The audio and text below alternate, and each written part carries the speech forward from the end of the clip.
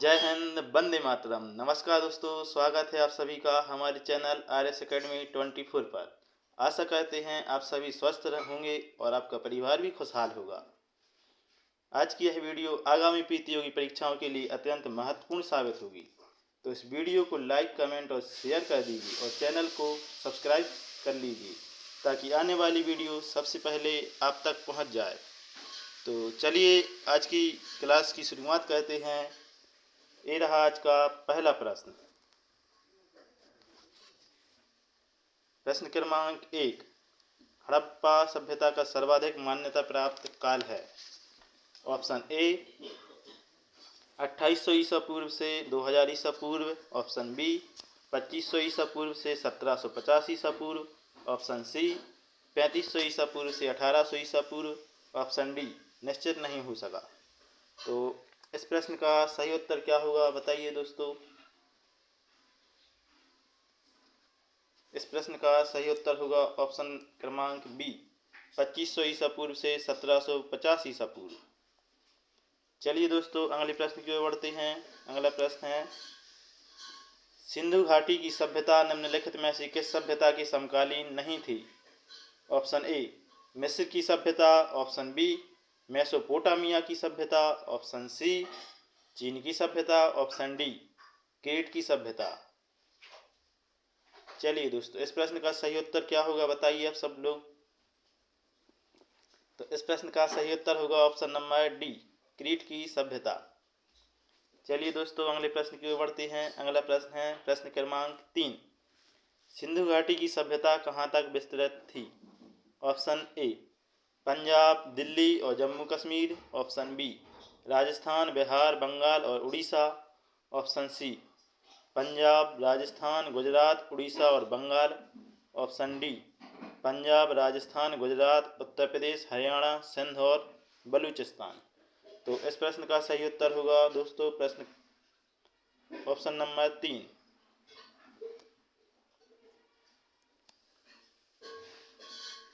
Option number D Punjab, Rajasthan, Gujarat, Uttar Pradesh, Haryana, Sindh और बलूचिस्तान। चलिए दोस्तों अगले प्रश्न की ओर बढ़ते हैं। अगला प्रश्न है प्रश्न क्रमांक 4, सिंधु घाटी की सभ्यता में घोड़े के अवशेष कहाँ मिले हैं। Option A Surkotada. Option B Badawali. Option C Lothal. Option D Kalibangan. चलिए दोस्तों इस प्रश्न का सही उत्तर बताइए आप सब लोग। तो इस प्रश्न का सही उत्तर होगा ऑप्शन ए सुरकोटा। चलिए दोस्तों अगले प्रश्न की ओर बढ़ते हैं। अगला प्रश्न है प्रश्न क्रमांक 5, सिंधु घाटी स्थल कालीबंगन किस प्रदेश में है। Option A Rajasthan. Option B Gujarat. Option C Madhya Pradesh. Option D Uttar Pradesh. तो इस प्रश्न का सही उत्तर होगा दोस्तों ऑप्शन ए राजस्थान में। सिंधु घाटी स्थल कालीबंगन राजस्थान में स्थित है। चलिए दोस्तों अगले प्रश्न की ओर बढ़ते हैं। अगला प्रश्न है प्रश्न क्रमांक 6, रेगुलेटिंग एक्ट पारित किया गया। Option A 1773। Option B 1771।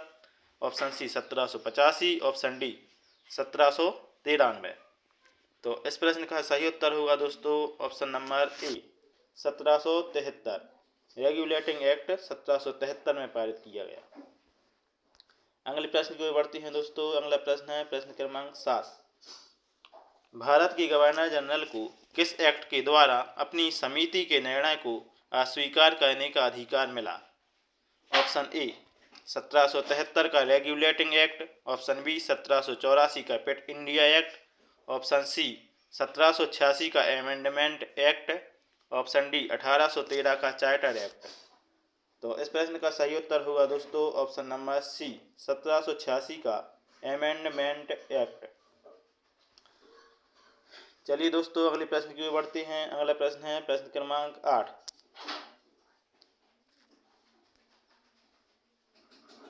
तो अगला प्रश्न है महारानी विक्टोरिया को भारत की सामग्री नियुक्त किया गया। 1885 ईस्वी में। ऑप्शन बी 1875 ईस्वी में। ऑप्शन सी 1866 ईस्वी में। ऑप्शन डी 1858 ईस्वी में। तो इस प्रश्न का सही उत्तर होगा दोस्तों ऑप्शन नंबर डी 1858 ईस्वी में। महारानी विक्टोरिया को भारत की सामग्री 1858 ईस्वी में नियुक्त किया गया। चलिए दोस्तों अगले प्रश्न की ओर बढ़ते हैं। अगला प्रश्न है प्रश्न क्रमांक 9। प्रश्न क्रमांक 9, मिंटो मार्ले सुधार का उद्देश्य क्या था? ऑप्शन ए पृथक निर्वाचन प्रणाली, ऑप्शन बी भारतीयों की भागीदारी बढ़ाना, ऑप्शन सी युद्ध में सहयोग हेतु तैयार करना, ऑप्शन डी पूर्ण स्वतंत्रता देना। चलिए दोस्तों इस प्रश्न का सही उत्तर बताइए आप सब।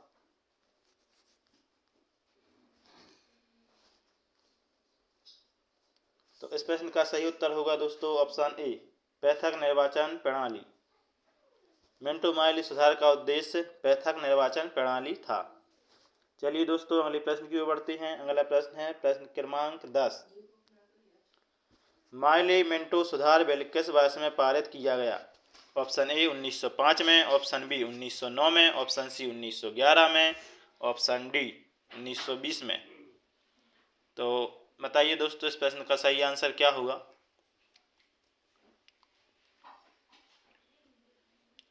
तो इस प्रश्न का सही उत्तर होगा दोस्तों ऑप्शन नंबर बी 1909 में। मार्ले मिंटो सुधार बिल 1909 में पारित किया गया। चलिए दोस्तों अगले प्रश्न की ओर बढ़ते हैं। अगला प्रश्न है प्रश्न 11। भारतीय अर्थव्यवस्था को सबसे अच्छे ढंग से किन शब्दों में व्यक्त किया जा सकता है? ऑप्शन ए पूंजीवादी अर्थव्यवस्था, ऑप्शन बी समाजवादी अर्थव्यवस्था, ऑप्शन सी परंपरागत अर्थव्यवस्था, ऑप्शन डी मिश्रित अर्थव्यवस्था।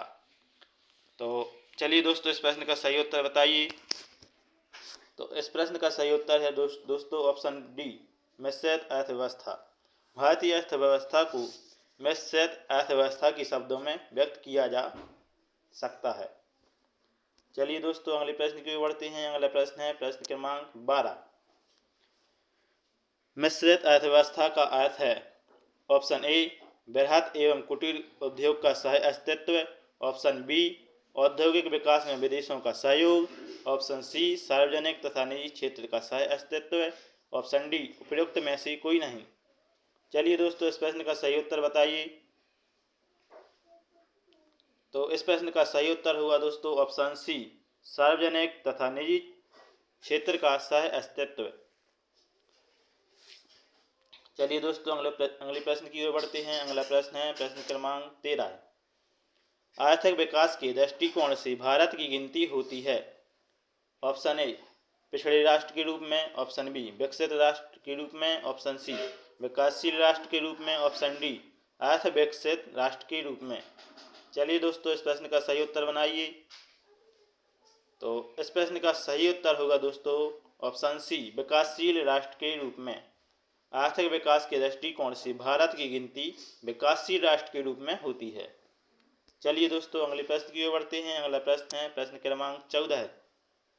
भारतीय अर्थव्यवस्था का कौन सा क्षेत्र सकल राष्ट्रीय उत्पाद सबसे अधिक योगदान करता है? ए प्राथमिक क्षेत्र, बी द्वितीयक क्षेत्र, सी तृतीयक क्षेत्र, ऑप्शन डी सार्वजनिक क्षेत्र। तो इस प्रश्न का सही उत्तर होगा दोस्तों ऑप्शन सी तृतीयक क्षेत्र। भारतीय अर्थव्यवस्था का तृतीयक क्षेत्र सकल राष्ट्रीय उत्पाद सबसे अधिक योगदान करता है। अगला प्रश्न है प्रश्न क्रमांक 15। भारत की कुल श्रम शक्ति का लगभग कितना भाग कृषि में लगा हुआ है? Option A 50%, option B 54%, option C 58%, option D 64%। तो इस प्रश्न का सही उत्तर होगा दोस्तों ऑप्शन नंबर सी 58%। यानी भारत की कुल श्रम शक्ति का लगभग 58% भाग कृषि में लगा हुआ है। चलिए दोस्तों अगले प्रश्न की ओर बढ़ते हैं। अगला प्रश्न है प्रश्न क्रमांक 16। भूगोल पृथ्वी को केंद्र मानकर अध्ययन करने वाला विज्ञान है, यह कथन किसने कहा था? Option A Ptolemy, option B Kant, option C Varenius, option D Taylor. चलिए दोस्तों इस प्रश्न का सही उत्तर बताइए। तो इस प्रश्न का सही उत्तर होगा दोस्तों ऑप्शन सी बारेनियस। बारेनियस ने कहा है भूगोल पृथ्वी को केंद्र मानकर अध्ययन करने वाला विज्ञान है। चलिए दोस्तों अगले प्रश्न की ओर बढ़ते हैं। तो अगला प्रश्न है प्रश्न क्रमांक 17। भूगोल भूतल का अध्ययन है, किसने कहा था? Option A Ptolemy, option B Kant, option C Varenius, option D Humboldt. चलिए दोस्तों, इस प्रश्न का सही उत्तर बताइए। तो इस प्रश्न का सही उत्तर होगा दोस्तों ऑप्शन बी कांट। भूगोल भूतल का अध्ययन है, यह कथन कांट महोदय का है। चलिए दोस्तों, अगले प्रश्न की ओर बढ़ते हैं। अगला प्रश्न है प्रश्न क्रमांक 18। भौगोलिक विचारधाराओं में नवनियतिवाद की विचारधारा का प्रवर्तक कौन है? नवनियतिवाद विचारधारा किसने दी है? तो ऑप्शन है Friedrich Ratzel, option B Griffith Taylor, option C Febvre, option D Vidal de Lablache. तो चलिए दोस्तों, इस प्रश्न का सही उत्तर होगा option number B Griffith Taylor. Griffith Taylor ने नवनियतिवाद की विचारधारा उत्पन्न की। चलिए दोस्तों, अगले प्रश्न की ओर बढ़ते हैं। अगला प्रश्न है प्रश्न क्रमांक 19। सूर्य के चारों ओर घूमने वाले खगोलीय पिंड क्या कहलाते हैं? ऑप्शन ए ग्रह, ऑप्शन बी उपग्रह, ऑप्शन सी क्षुद्र ग्रह, ऑप्शन डी पुच्छल तारा। चलिए दोस्तों, इस प्रश्न का सही उत्तर बताइए। तो इस प्रश्न का सही उत्तर होगा दोस्तों ऑप्शन नंबर ए ग्रह। सूर्य के चारों ओर घूमने वाले खगोलीय पिंड ग्रह कहलाते हैं। चलिए दोस्तों, अगले प्रश्न की ओर बढ़ते हैं। तो अगला प्रश्न है प्रश्न क्रमांक 20। किसी ग्रह के चारों ओर परिक्रमा करने वाले छोटे आकाशीय पिंड को क्या कहते हैं? ऑप्शन ए ग्रह, ऑप्शन बी उपग्रह, ऑप्शन सी क्षुद्र ग्रह, ऑप्शन डी सौरतारा।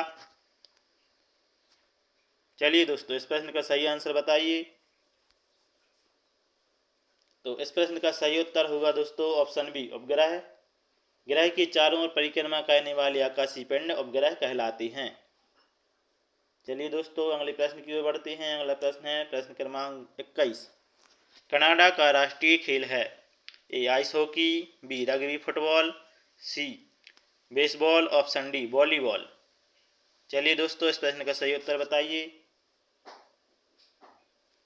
तो इस प्रश्न का सही उत्तर होगा दोस्तों rugby football. Rugby football Canada का राष्ट्रीय खेल है।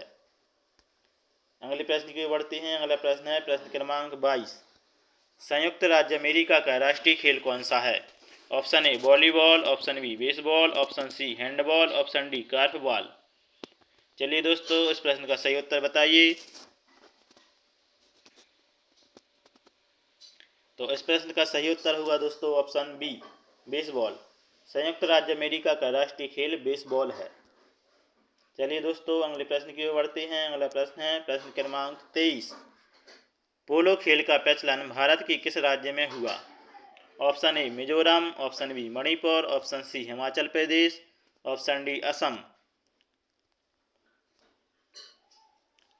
तो इस प्रश्न का सही उत्तर होगा दोस्तों ऑप्शन बी मणिपुर। मणिपुर में पोलो खेल का प्रचलन शुरू हुआ भारत में। चलिए दोस्तों, अगले प्रश्न की ओर बढ़ते हैं। अगला प्रश्न है प्रश्न क्रमांक 24। निम्नलिखित में से किस खेल का उद्भव इंग्लैंड में नहीं हुआ? Lawn tennis, option B hockey, option C football, option D volleyball. चलिए दोस्तों, इस प्रश्न का सही उत्तर बताइए। तो इस प्रश्न का सही उत्तर होगा दोस्तों वॉलीबॉल। वॉलीबॉल खेल का उद्भव इंग्लैंड में नहीं हुआ। बाकी तीनों खेल lawn tennis, hockey, football, cricket, इन सब का उद्भव इंग्लैंड में हुआ है। चलिए दोस्तों, अगले प्रश्न की ओर बढ़ते हैं। अगला प्रश्न है प्रश्न क्रमांक 25। वाटर पोलो में एक पक्ष में खिलाड़ियों की संख्या कितनी होती है? Option A 7, option B 9, option C 11, option D 12। चलिए दोस्तों, इस प्रश्न का सही उत्तर बताइए। तो इस प्रश्न का सही उत्तर होगा दोस्तों ऑप्शन ए 7। वाटर पोलो खेल में एक पक्ष में खिलाड़ियों की संख्या 7 होती है।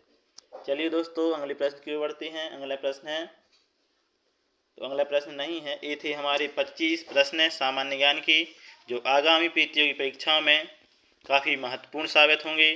तो आशा करते हैं आपको यह वीडियो अच्छी लगी होगी। अगर यह वीडियो अच्छी लगी है तो हमारे चैनल को सब्सक्राइब कीजिए, वीडियो को लाइक कीजिए, कमेंट कीजिए और शेयर कर दीजिए, ताकि आने वाली आगामी वीडियो आप तक सबसे पहले पहुंच जाएं और आप एक अच्छी तैयारी के साथ अपनी परीक्षा में उतर सकें और अपनी टेस्ट को निकाल सकें। तो जय हिंद, वंदे मातरम। स्वागत